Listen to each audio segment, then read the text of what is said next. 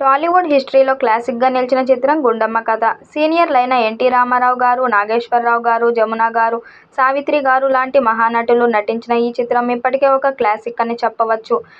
కమలాకర్ కామేశ్వరరావు దర్శకత్వంలో 1962లో విజయవాహిని సంస్థ నిర్మించిన ఈ చిత్రం బ్లాక్ బస్టర్గా నిలిచింది.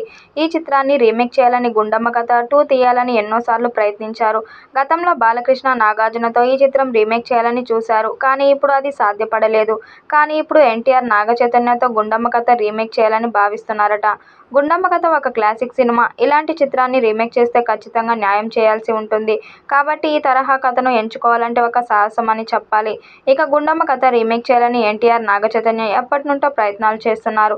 కానీ ఇలాంటి క్లాసిక్ చిత్రాన్ని అనుకున్న స్థాయిలో తీసే దర్శకుడు లేకపోవడంతో ఈ చిత్రం ముందుకు సాగలేదు. కానీ ఇప్పుడు బ్యాక్ అశ్విన్ రూపంలో ఒక మంచి దర్శకుడు దొరికాడు. సావిత్రి గారు బయోపిక్ని మహానటిగా తీసి బ్లాక్ బస్టర్ కొట్టాడు. ఆ కాలం నాటి పాత్రలను, విజువల్స్ను మహానటిలో కళ్లకు కట్టినట్టుగా నాగ్ అశ్విన్ చూపించాడు. దాంతో ఇప్పుడు 'గుండమ్మ కథ 2' వచ్చే ఛాన్స్ ఉంది. మేకర్స్ కూడా ఇప్పుడు చిత్రానికి రీమేక్ చేయడానికి ప్లాన్ చేస్తున్నారు. నాగచైతన్య, ఎన్టీఆర్తో 'గుండమ్మ కథ' రీమేక్ చేస్తే ఖచ్చితంగా ఇండియన్ బాక్సాఫీస్ వద్ద బ్లాక్ బస్టర్గా నిలిచే అవకాశం ఉంది.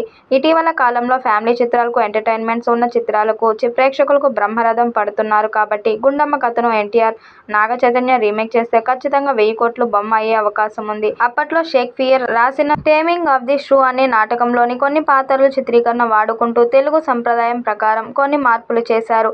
అప్పటిదాకా పౌరాణిక చిత్రాలకే దర్శకత్వం వహించిన కామేశ్వరరావు ఈ సినిమాతో మొదటిసారిగా సాంఘిక చిత్రాన్ని తీశాడు.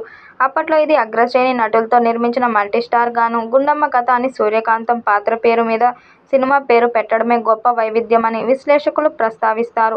హాస్యం, సంగీతం ఈ చిత్రానికి విజయాన్ని సమకూరుస్తాయి. ఈ వీడియోపై మీ అభిప్రాయాన్ని కామెంట్ బాక్స్లో తెలియజేయండి. వీడియో నచ్చినట్టయితే లైక్ చేయండి, షేర్ చేయండి, కామెంట్ చేయండి. మరిన్ని అప్డేట్ కోసం మన ఛానల్ సబ్స్క్రైబ్ చేసుకోండి. నోటిఫికేషన్ కోసం పక్కనే ఉన్న గంట సింబల్ని కొట్టండి.